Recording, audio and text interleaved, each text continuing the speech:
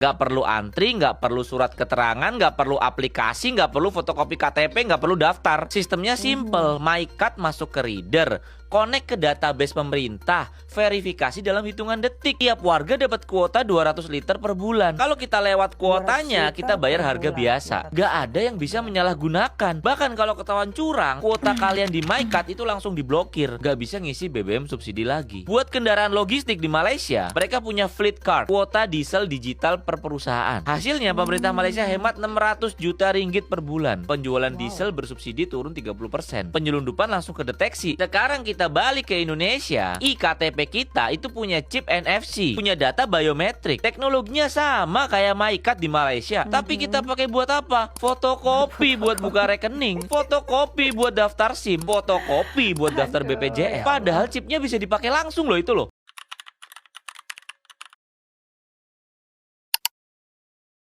Assalamualaikum warahmatullahi wabarakatuh. Halo guys, welcome back to my YouTube channel. Kembali bersama Caca Maininyu di sini. Guys, sebelum Caca mulai video reaction ini, Caca nak sapa kalian dulu dan nak tanya kabar kalian hari ini macam mana. Semoga kalian semua dalam keadaan sehat walafiat ya guys ya. Amin, amin ya rabbal alamin. Guys, ini ada satu video yang menurut Caca sangat-sangat menarik. Ya, ini agak ke tengah sikit lah video Caca bawa Kemarin Caca bawa kalian tuh ke tepi aja yang ringan-ringan kita bahas. Ini sekarang kita agak ke tengah sikit dan agak berat sikit, ya kan? Nah, jadi di sini ada satu video yang memberikan informasi tentang MyCard warga negara Malaysia. Ya guys ya, kalau Caca tengok MyCard orang Malaysia ni dia simple tapi banyak fungsi. Tapi kalau KTP Caca ni, ya kan, banyak isi dia, tapi sedikit fungsi dia. Nah, isinya apa, Cak? Isi dia ada nama, alamat, jenis kelamin, status perkahwinan. Nah, semua di situ. Kadang-kadang malu kalau misalkan orang tengok KTP itu karena tertera di situ semua. Nama, alamat, jenis kelamin, status perkahwinan. Nah, kenapa kita tak boleh buat macam Malaysia? Cuman chip aja gitu. Tak ada keterangan panjang-panjang macam gitu ya kan. Sudahlah Cak, tak usah membebel. Saya juga penasaran nih, kira-kira MyCard itu fungsinya tuh apa-apa aja dan boleh digunakan untuk apa aja. Kita langsung ke videonya guys ya. Bismillahirrahmanirrahim. Indonesia habiskan 5,9 triliun rupiah buat EKTP. Tapi efektif gak sih? EKTP dibuat untuk identitas nasional. Semua data penduduk terpusat. Tapi fungsi EKTP belum maksimal untuk kontrol subsidi BBM. Banyak orang masih bisa beli BBM subsidi tanpa pembatasan ketat. Bahkan praktik mafia minyak di SPBU masih sering terjadi. Sebelum kita lanjut, yuk follow akun ini agar kamu tidak ketinggalan informasi menarik lainnya. Kita lanjut ya. BBM subsidi kadang langka karena disalahgunakan pihak tertentu. Sekarang lihat Malaysia dengan MyCard mereka. MyCard bukan cuma kartu identitas, tapi terintegrasi banyak layanan. Data MyCard langsung terhubung ke sistem pemerintah secara real time. Saat beli BBM, data pengguna bisa langsung diverifikasi. Subsidi BBM jadi tepat sasaran. Nggak semua orang bisa akses. Sistem ini bikin penyalahgunaan jauh lebih sulit terjadi. Pengawasan juga lebih ketat dengan teknologi terintegrasi. Berbeda dengan Indonesia, sistemnya masih terpisah-pisah. Integrasi data jadi tantangan besar untuk EKTP. Tanpa sistem kuat, subsidi mudah bocor ke pihak salah. Malaysia berhasil tekan kebocoran subsidi secara signifikan. Sementara Indonesia masih berjuang lawan praktik ilegal. Kunci utamanya ada di integrasi sistem dan pengawasan. Tanpa itu, subsidi besar tetap rawan disalahgunakan. Menurut kamu bagaimana?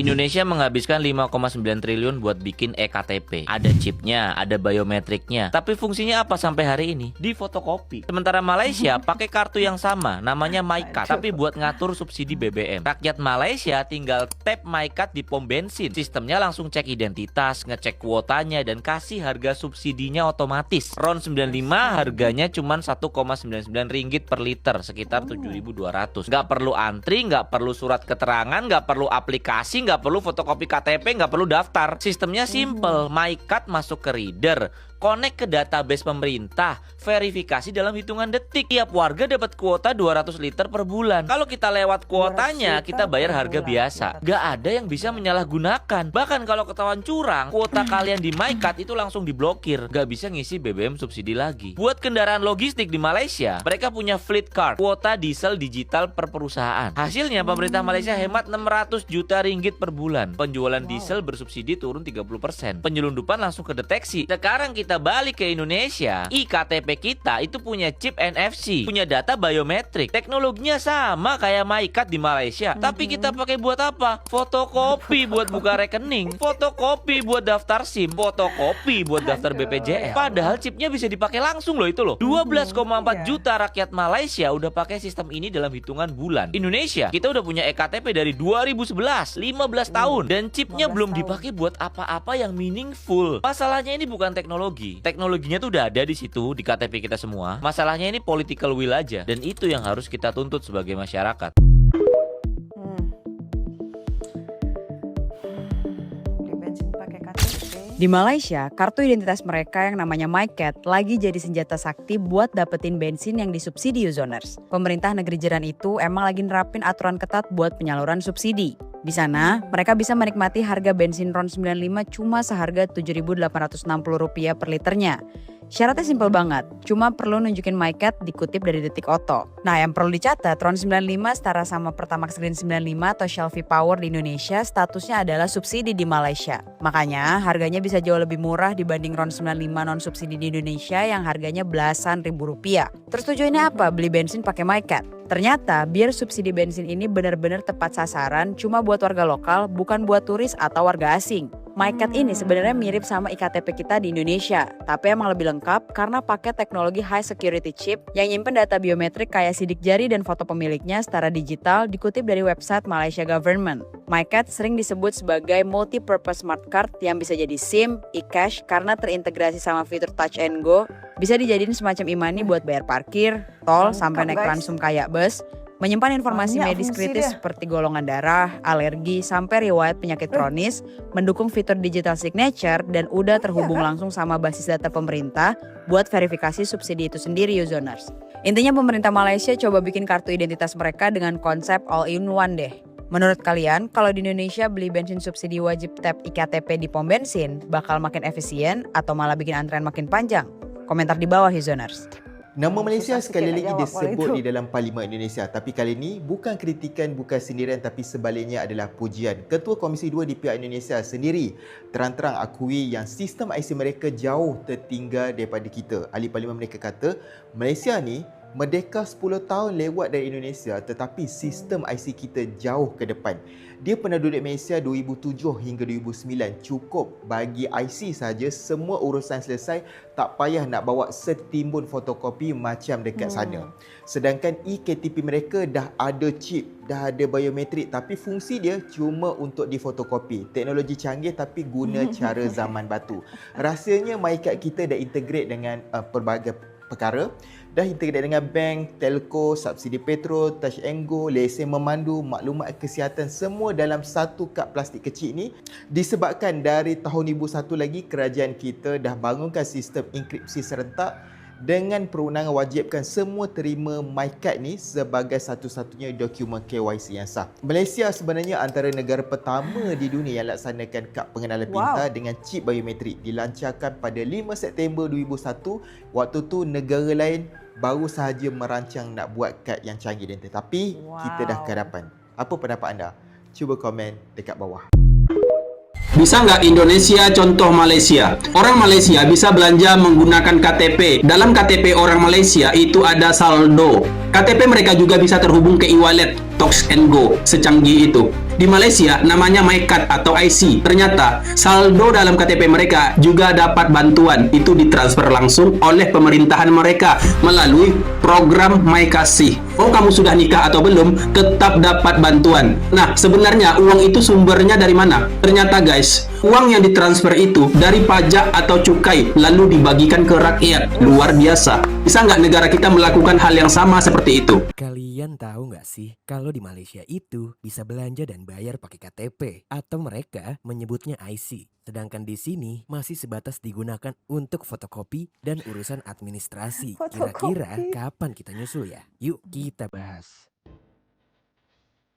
Di Malaysia, kartu identitas mereka yang dikenal sebagai IC atau MyCat sudah terintegrasi secara digital. Jadi bukan cuma alat verifikasi, tapi juga bisa terhubung ke sistem pembayaran. Satu kartu, banyak fungsi dan semuanya saling nyambung. Lewat program Sumbangan Asas Rahma atau SARA, pemerintah menyalurkan bantuan langsung ke dalam MyCat. Dana ini nggak Ya, bisa saya pernah dicairkan, tengok tuh. tapi bisa dipakai Makasih, buat beli makasih. kebutuhan pokok di supermarket tertentu. Jadi, bantuan yang turun benar-benar dipakai sesuai tujuan. Nominalnya sekitar RM50 untuk individu dan RM100 untuk keluarga berpenghasilan Wih, rendah. Kalau lumayan dirupiahkan, guys, kisaran RM100. RM200.000 sampai RM400.000 per bulan. Bahkan di beberapa Lumayan wilayah seperti Sarawak ada tambahan bantuan lagi. Sistem ini bikin distribusi lebih rapi dan minim kebocoran. Ini bukan cuma soal teknologi, tapi soal cara negara memastikan bantuan benar-benar sampai dan terasa. Kalau sistem kayak gini diterapkan di Indonesia, menurut kamu bakal jadi langkah maju atau justru bikin ribet di lapangan?